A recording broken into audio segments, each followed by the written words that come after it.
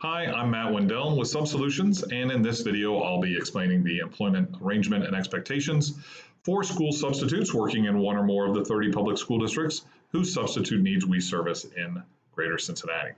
On behalf of those schools and communities, thank you for your interest in working as a school substitute.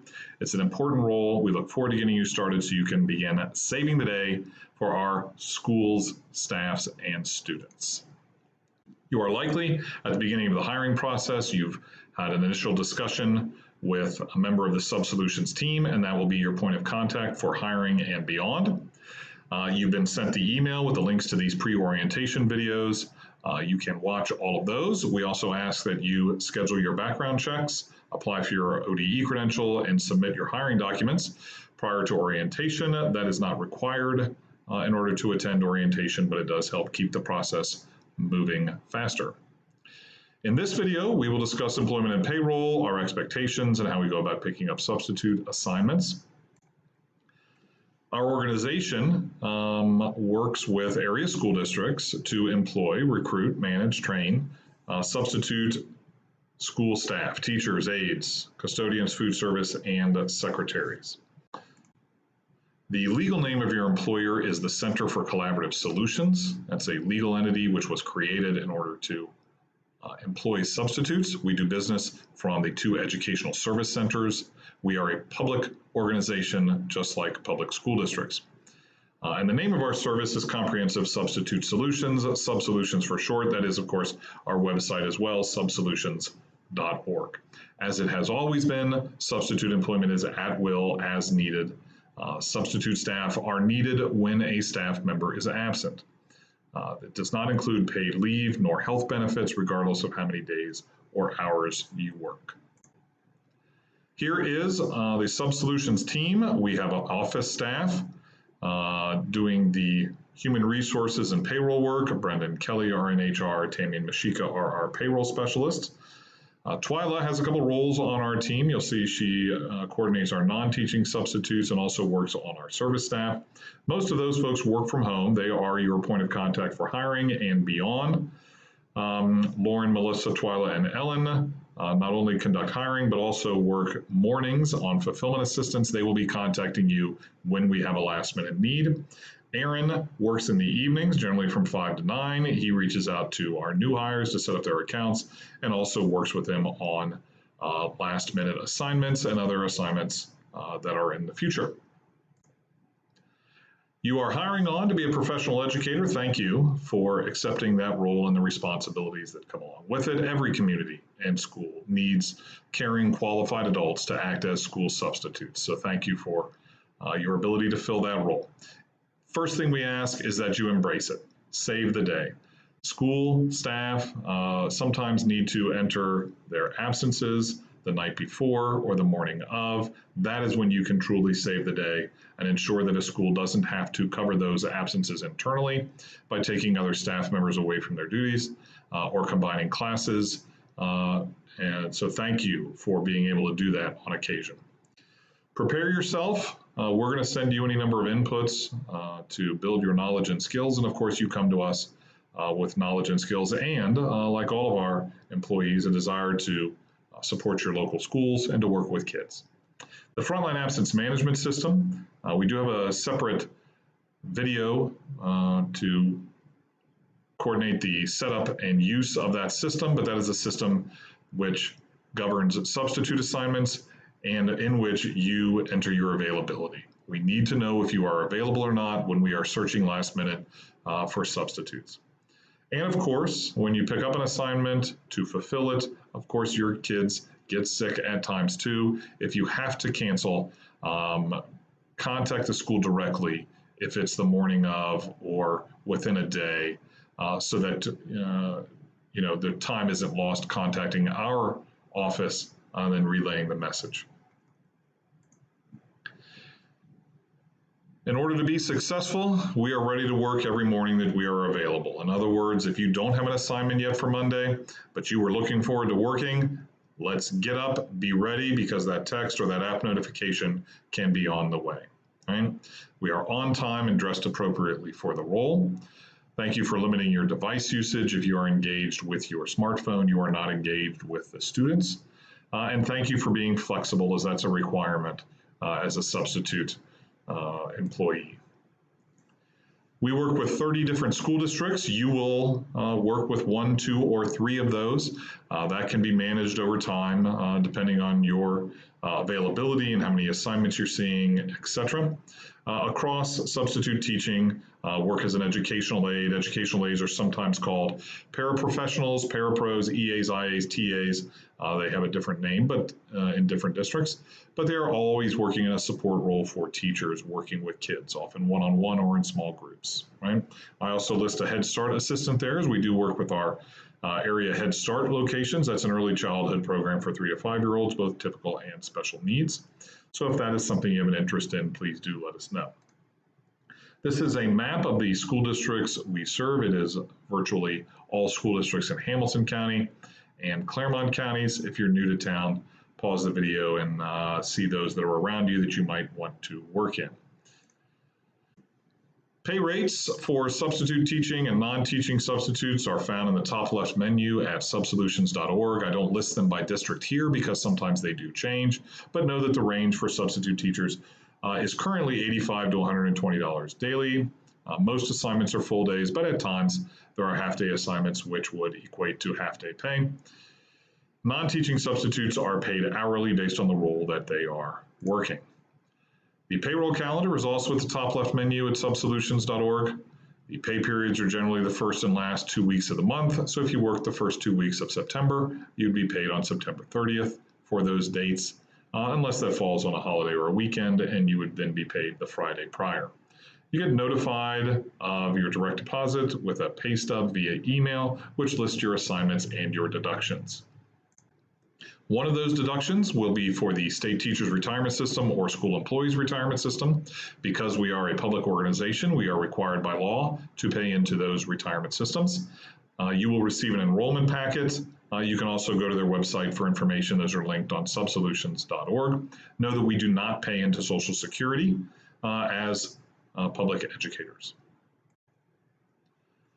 A substitute educator has certain legal expectations, of course, and thank you for accepting those responsibilities we have for the care, custody, and control of students. That's what you're signing on to do, and thank you.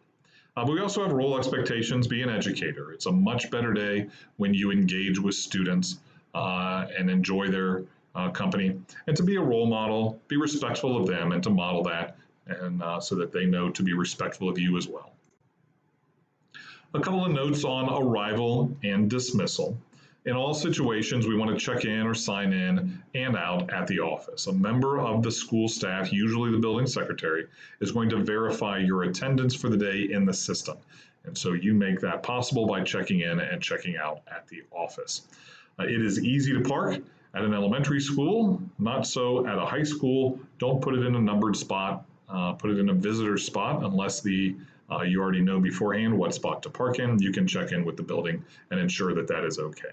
Thanks for being a couple of minutes early. You do not want to be in arrival traffic at most schools. At dismissal, thank you for ensuring all students have been dismissed and whatever your responsibility is for that. Then tidy up your work area, finish up your note to the staff member who was absent, right? And then you can sign out. The arrival and dismissal times for your assignment will always be listed in the system, so you will know what those times are. Of course, it's a great idea to be prepared. Common sense rules the day. For most situations, fire, tornado, lockdown drills do occur. The emergency information is on the back of the door. The important thing is that you have the students and your attendants when you are following that fire exit plan. Right? School nurses are the only personnel who dispense medications, even down to cough drops, and we do not bring food or candy for students because we do not know what their allergy situation is. When it's time to get started, you will receive a welcome email from our HR staff with instructions to set up your account in the absence management system. Of course, that is a web-based system that governs substitute assignments. You will be able to view available assignments on the web and manage any assignments that you have. future and past.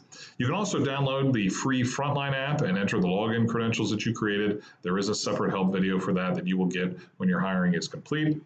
But also, of course, number 3 there, we have live folks who do fulfillment assistance. If you've gotten to know the building secretary and are one of their favorites, they might reach out to you, or a member of our Sub-Solutions team will reach out to you, because there is no getting around the fact that at times this is last-minute work. Generally, our substitutes, especially our daily substitutes, like to build out that calendar. You'll be able to do that, but once in a while, you'll have an opening for a day and be able to pick up those last-minute assignments. Of course, if you are showing as available in the system and there is an open assignment, you will be contacted. If you are showing as available, that means you do not have another assignment, and it means you have not blocked out that day as a non-work day that you cannot work.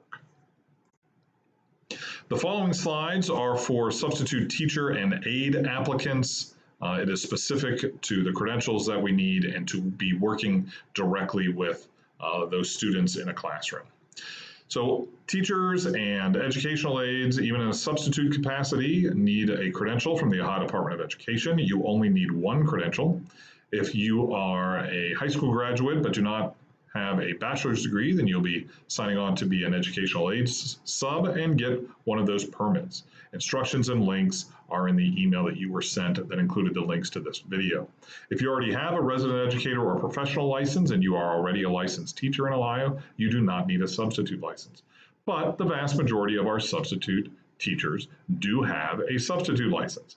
Those are $25 a year and can be gotten in 1 or 5-year increments. And again, the instructions and links are in the email you've already received. Most of our substitutes work as daily substitutes. It's a role that we understand. When a staff member is absent for a day, they put that absence into the system. It shows to available substitutes. Someone picks it up and reports, and everything goes as planned.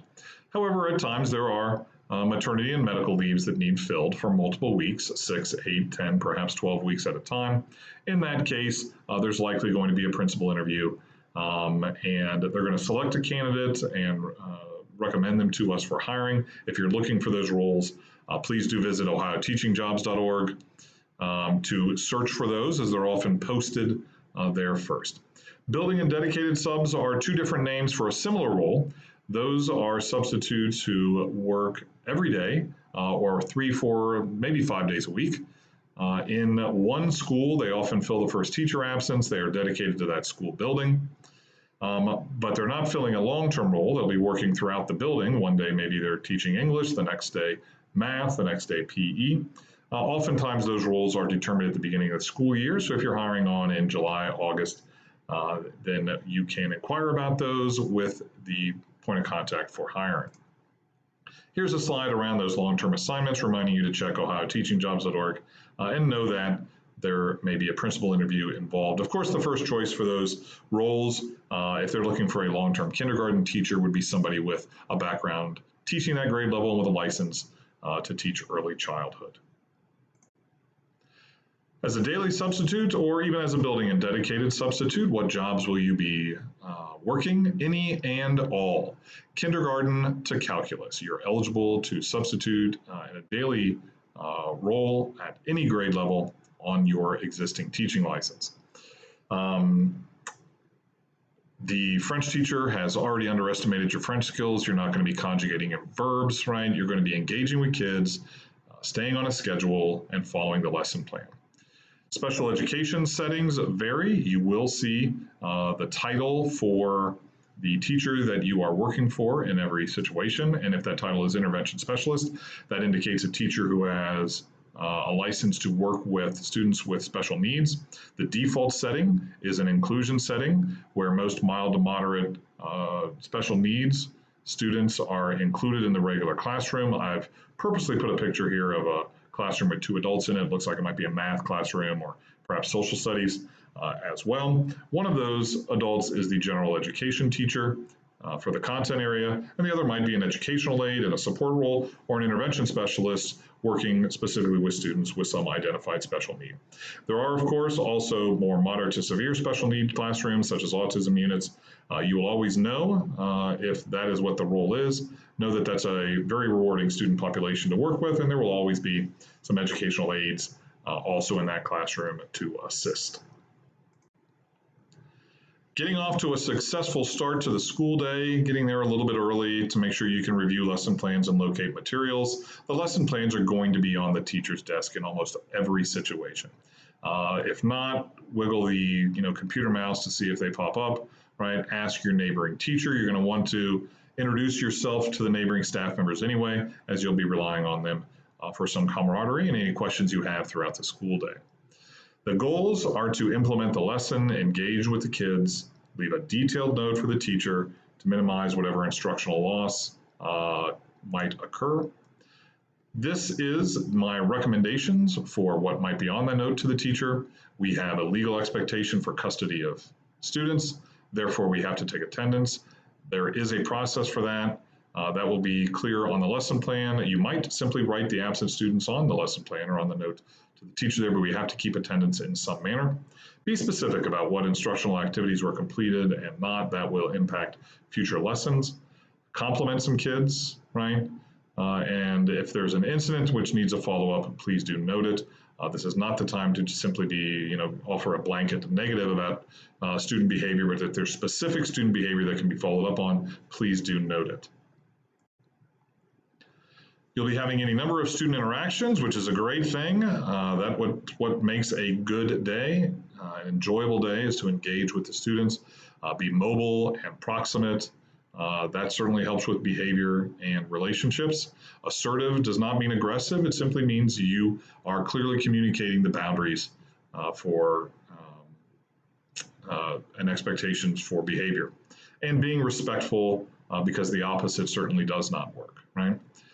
Sarcasm is lost on students generally. It sounds like an insult, so let's avoid that.